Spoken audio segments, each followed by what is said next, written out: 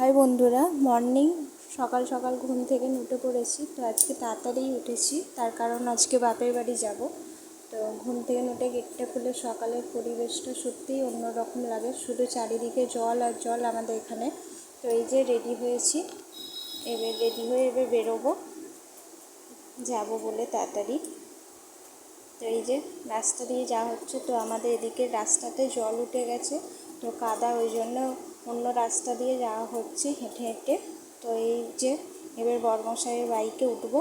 তো ও আমাকে বাড়িতে নামিয়ে দিয়ে তারপর ডিউটি যাবে, তো ওর সাথেই যাচ্ছি। সত্যি সকালে বাড়ি থেকে বেরোলে সকালের পরিবেশটা অন্যরকমই লাগে, যেহেতু আমাদের এদিকে রাস্তাতে এত গাছ মাঠ সব, ওই জন্যই অন্যরকম লাগছে, শান্ত পরিবেশ লাগছে।